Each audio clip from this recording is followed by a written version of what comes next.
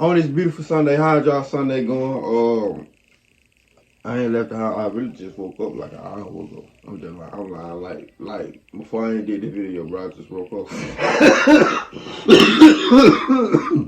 But I sent a comment a few minutes ago. Oh, my other comment by native subscribers. But my other comment, it was another comment, and he said, Jesus, this video is 30 minutes long. I'm finna write this shit up. The comment was like, he said, I don't post the original video that I react to. He must be a new subscriber, but for y'all old veterans that been watching me, y'all should have been said that too, cause I had forgot. Hell, we a goddamn community. Hell, remind me. Nah, this video will be in the description down below. You feel me? In case y'all want to go for Mr. Nightmare, Mr. Ballen, y'all self, or Mr. Nightmare. Shit, it don't matter.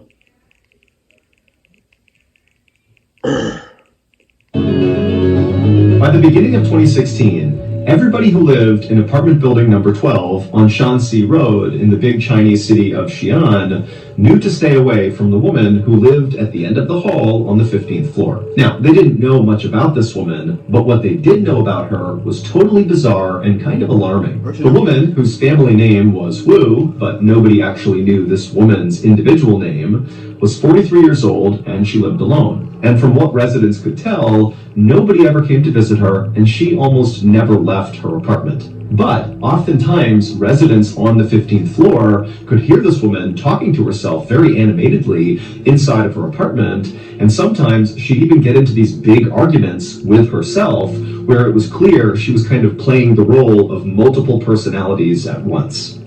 But none of these things were the reason why people avoided her altogether. They avoided her because she seemed really dangerous. One day, a few months earlier, a teenage girl was walking down the hallway on the 15th floor, making her way towards her friend's apartment, when she passed by this woman's apartment door. And as soon as she walked past, the door to this woman's apartment flew open, and the woman rushed outside and began screaming incoherently.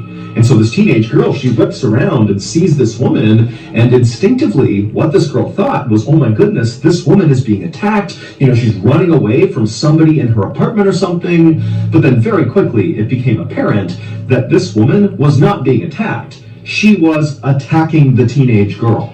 So this woman, she looks at the girl, and her eyes go wide, and she kind of curls her hands into claws. And then she began running down the hall towards this girl. And so the girl, she begins to scream, and she turns, and she runs down the hall, and she manages to pound on her friend's door, and her friend happened to be right behind the door. They opened it up, the girl ran inside, and they shut and locked the door right as this woman came back. She right behind the motherfucking door. That means she heard you getting attacked, and she didn't come outside.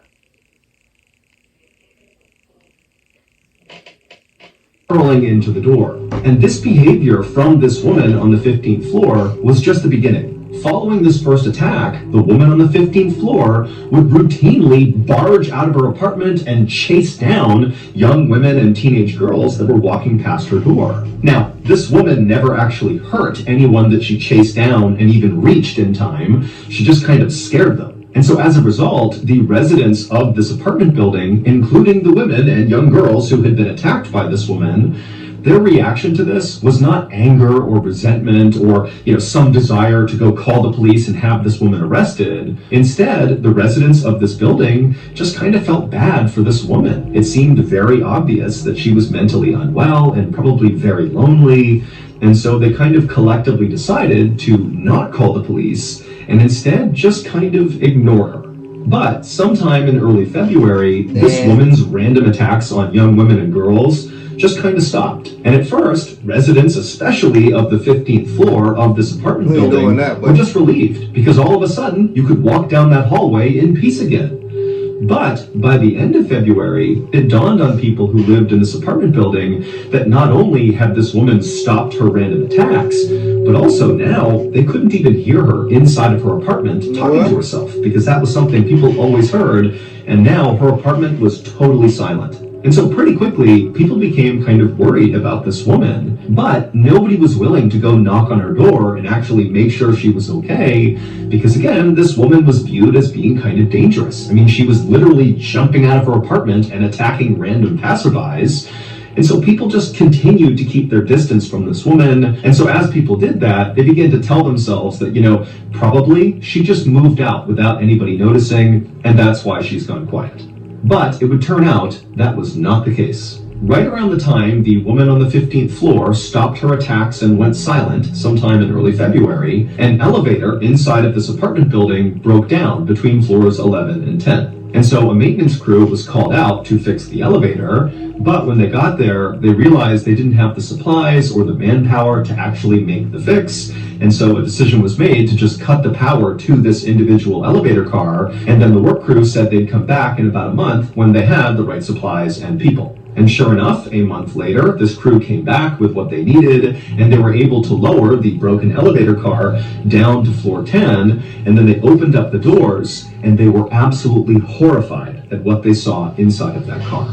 It's believed that shortly after this woman on the 15th floor had one of her outbreaks and chased someone down the hall, she got into the elevator and began traveling down. And when the elevator car got between floors 11 and 10, it came to a lurching stop. But for some reason, when this happened, the woman did nothing. She didn't yell for help, she didn't scream, she didn't pound on the doors, she didn't press any buttons. She just sat in the elevator car in absolute silence. And so eventually it was discovered that one of the elevator cars in this apartment building was broken, not because the woman had called out, but probably because someone had tried to hail the elevator and it didn't come down. And so that maintenance crew was called out, but they couldn't make the repair, and so they decided to cut the power to that car and come back in a month.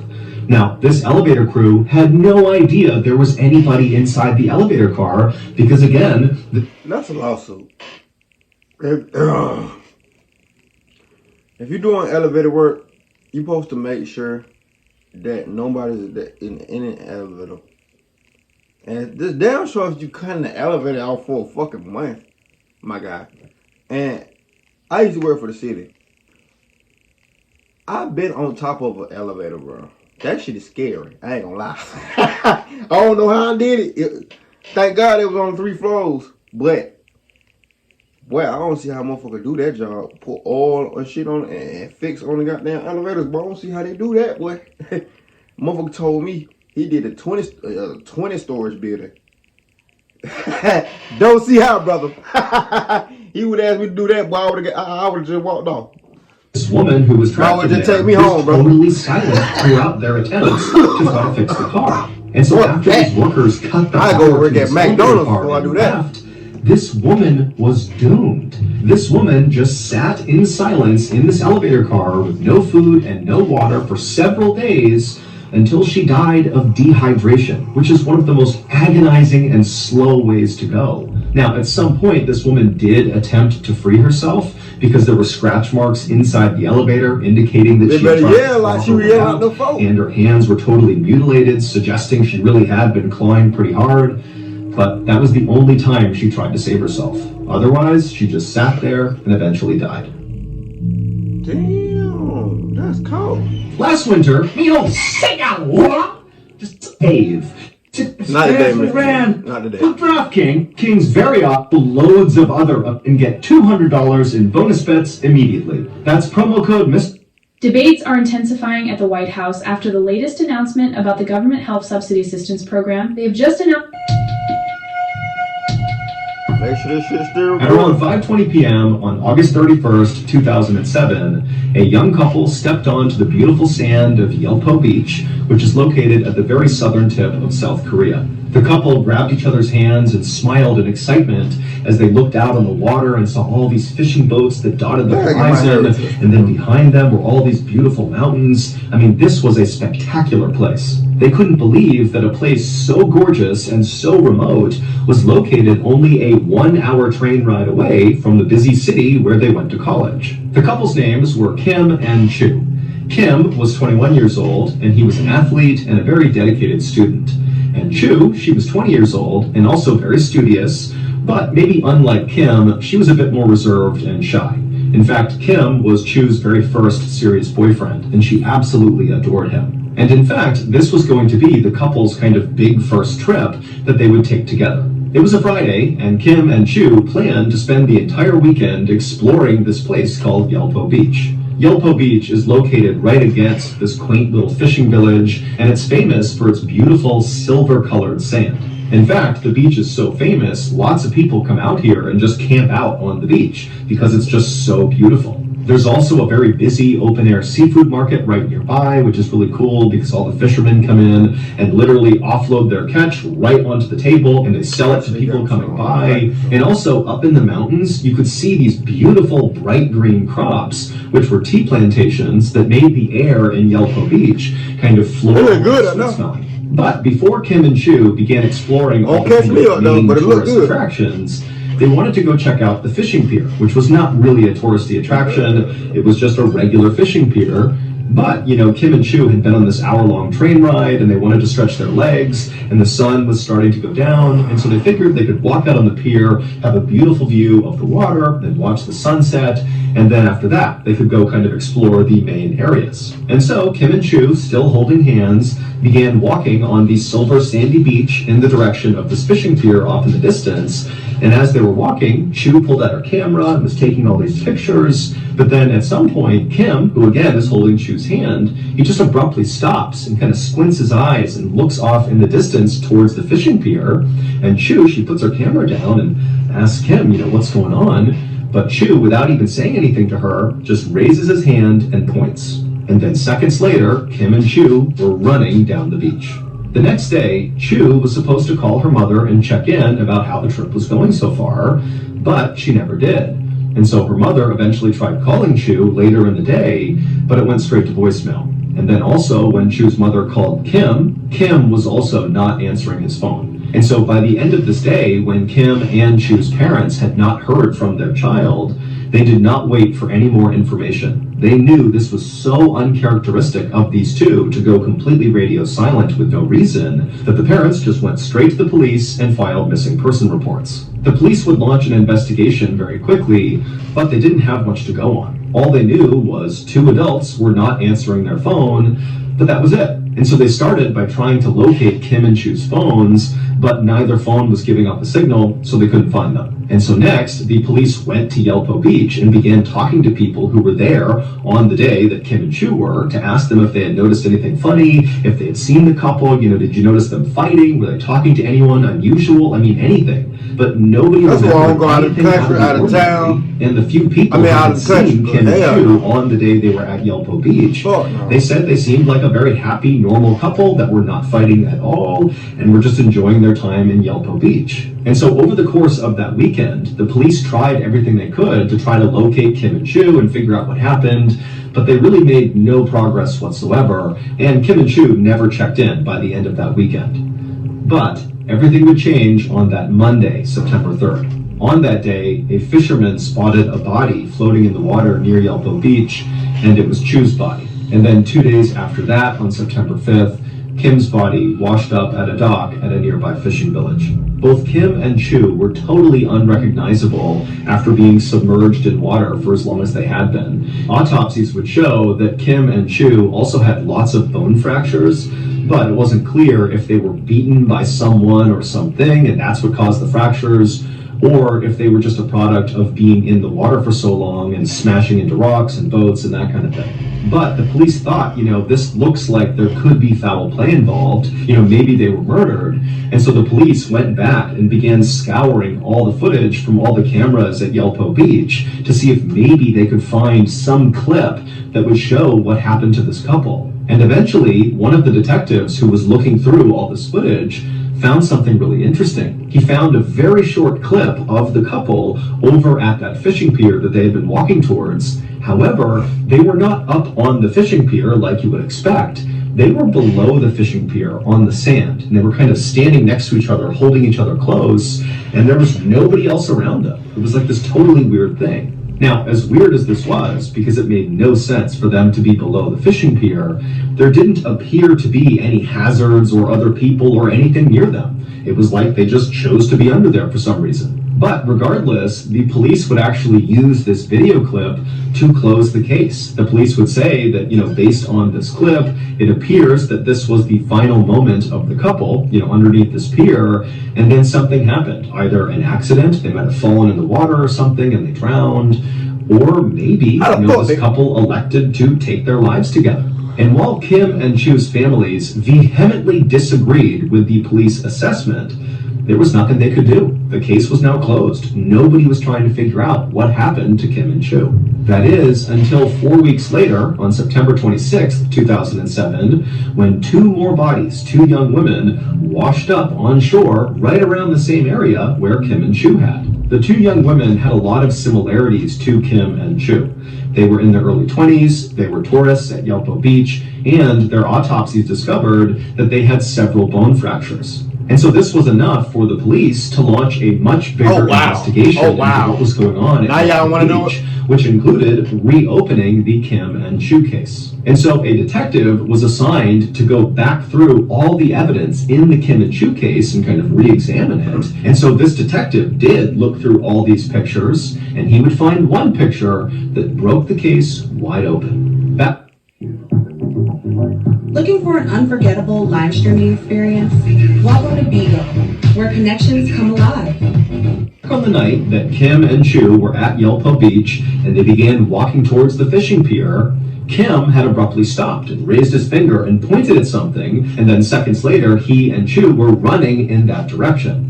Well, what Kim had spotted was a fisherman who was standing below the fishing pier, and he was very obviously making his way over to his fishing boat to go back out on the water. And Kim just felt like it would be really cool to go ask that fisherman if they could join him and go out on the water with him on his fishing boat to get a view of Yelpo Beach that way. And Chu, when she heard this idea, thought it was a great idea, and the two of them ran to the pier to try to catch this fisherman before he took off. And so that was why there was footage of the couple standing underneath the fishing pier. They were actually talking to this fisherman who could not be seen in frame. The fisherman was a 70-year-old man named Wu Jun Gwen, and he made his living selling octopus. And at first, when Kim and Chu approached Wu and asked to go with him on his boat, he said, "No, I don't want you to come with me." But Kim and Chu seemed really desperate to go out with him, and finally he relented and said, "Okay, you can tag along." Wu was very thin and short, but he had been working on fishing boats since he was a child, and so despite his appearance of being this kind of small, frail guy, he was actually really physically strong. And despite Wu's kind of harmless-seeming exterior, inside, Wu was a very, very disturbed person. The reason Wu did not want to bring Kim and Chu with him out on this boat is he knew he would have an urge that he would not be able to control. But when they kept begging him over and over again to go with him, he finally just accepted that. And that's the thing, man. Stop begging grown folks, man. Y'all grown to the motherfucker. Stop begging other grown people to do shit for y'all. Shit. And stop. I don't want to say just go out the country, but don't trust everybody when you going out of the country. If you going to Mexico, Jamaica, and all that shit, don't trust no damn body. Now sure if you don't know what the fuck they saying.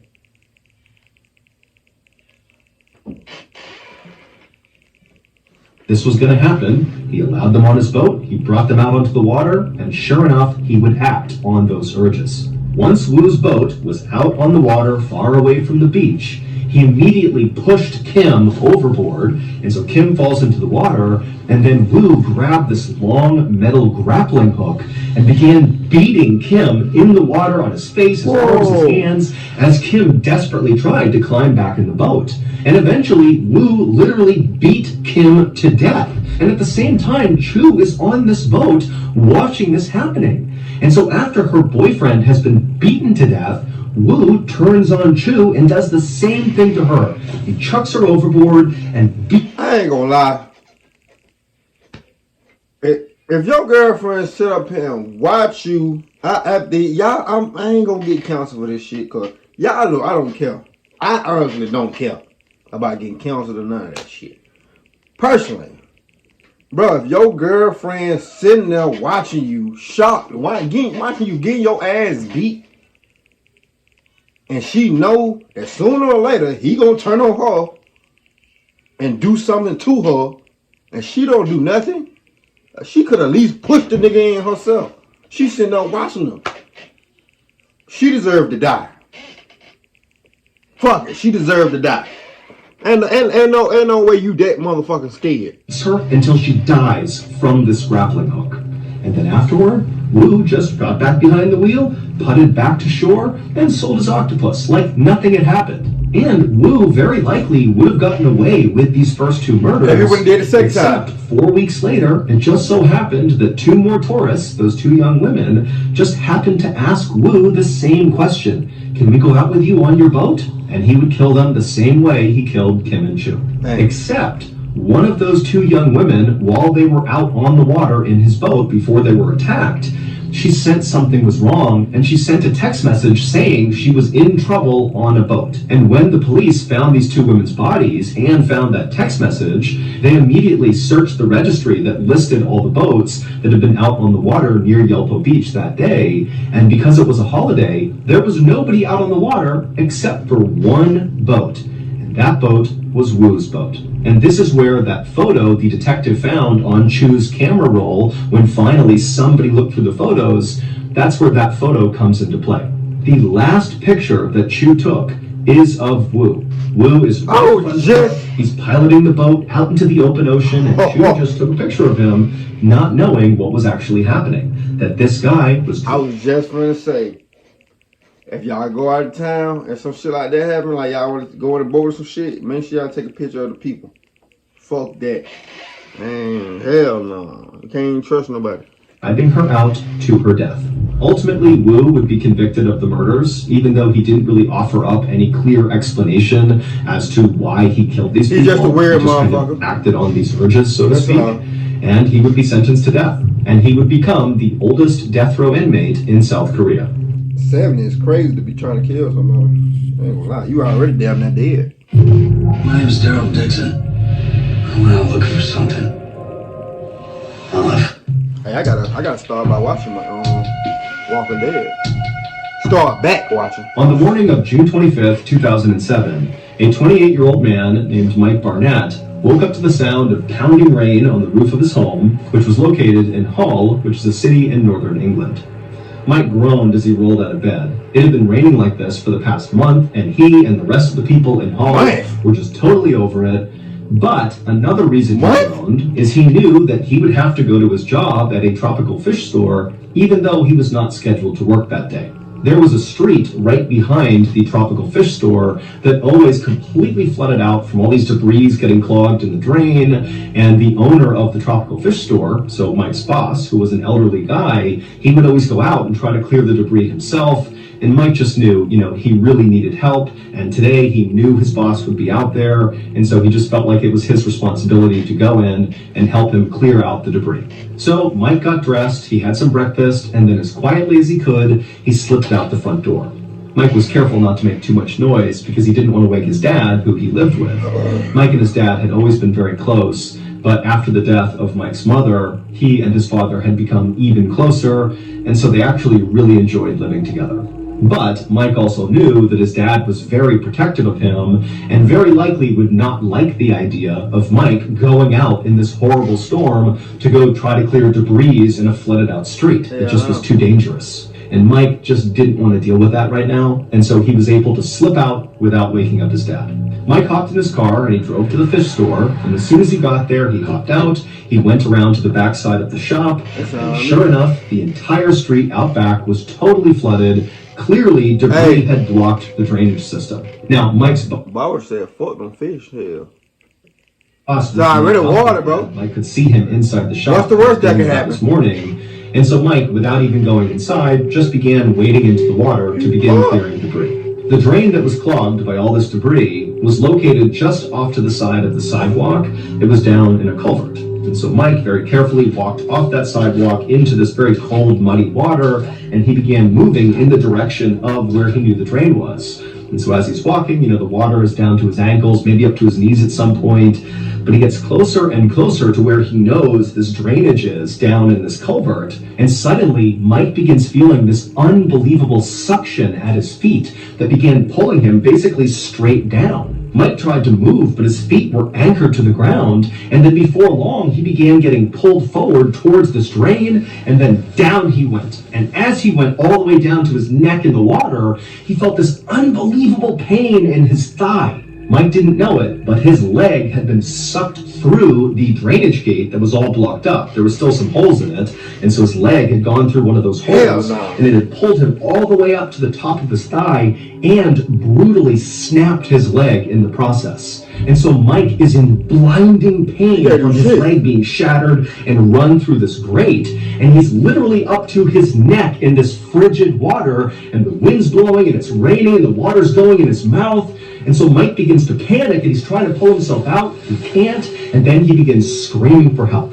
And at that moment, the owner of the fish store, who was still inside the store, looked out the window, and he saw Mike flailing around. And instinctively, the owner could tell, just from the panicked look on Mike's face, that whatever was happening to him was an emergency. And so the owner just picked up the phone, called the police, and after telling them what was happening, the owner ran out to Mike.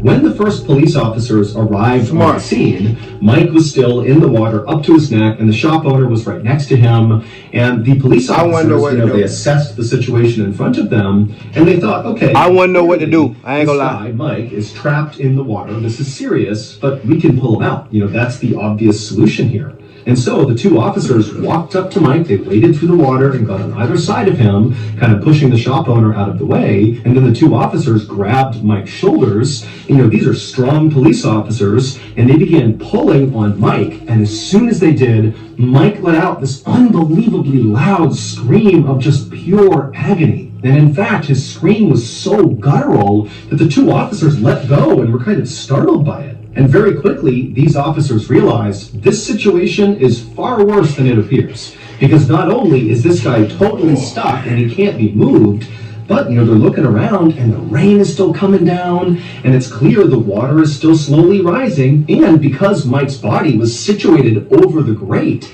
he himself was causing even more blockage, increasing how much the street was flooding. Meaning the officers knew they had to get Mike out as soon as possible or he would drown.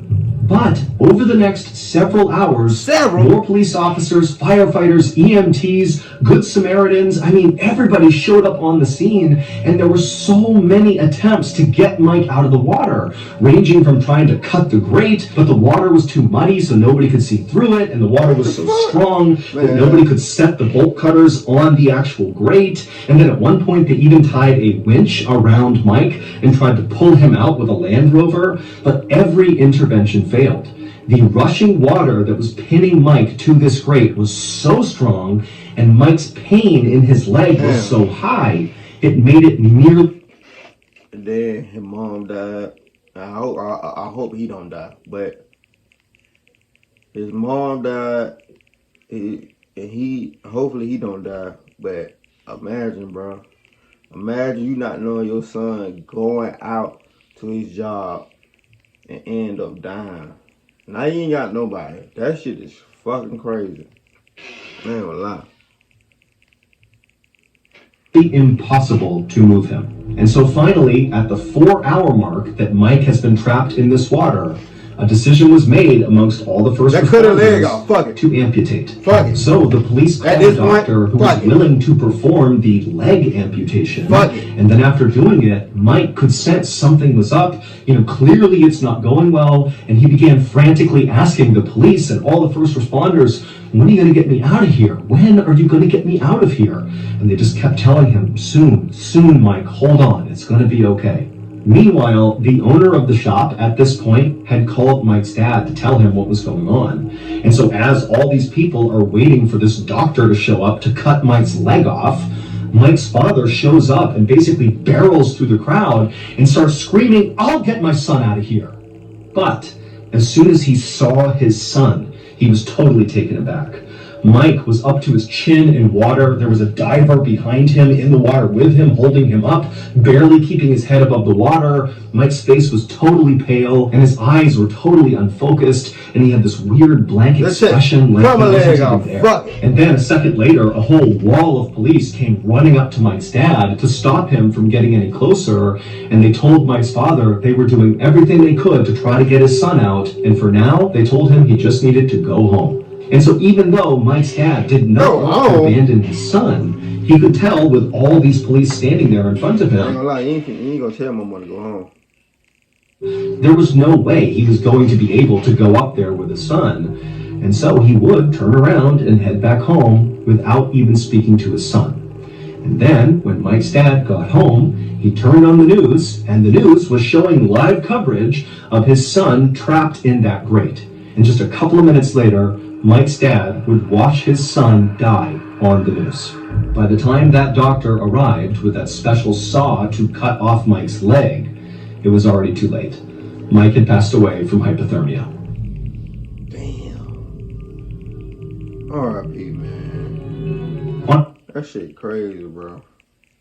They should thought. I ain't gonna lie, it be some dumbass police and shit too though. Like, I feel like they could have thought about that shit earlier, like cutting his leg off. I feel like they could have thought about that earlier. You feel me? They should have thought about that a little bit more earlier than they did. And he would have still been alive. But damn, that's just crazy though, man. Second video is crazy too, man. Make sure y'all know what like the places y'all going. Make sure you know how to talk their language. Please, that's one of them. Make sure you know how to talk their language. Don't go nowhere by yourself. Don't trust everybody. The first one with the old lady. I don't know what too much to say on that one because she fucked herself up on that one. But yeah, man, give me a thumbs up, subscribe, share motherfuckers on the next video. I'm finna go outside real quick after I get done editing this shit. And shit, man, 'cause I know this shit pretty long. That being said, give me a thumbs up, subscribe, see them over on that video. Let's ride. Original video will be in the description down below. I'm just saying that shit. Let's ride, nigga. Don't drop you low, the bitch gon' let it blow from your head down to your toe. Don't wipe your nose. The way little buddy got dead, you'll think he had a cold. Gon' zip him up, cause I can get you touched no matter what city you in. From the east to the west, we walk him and gun him down. Big low, big P for real. I be in the trench late night thinking with some killers that bang for Pete for real. Say free Lil Boozy, my dog he doing life. Thank God for me, Lucille.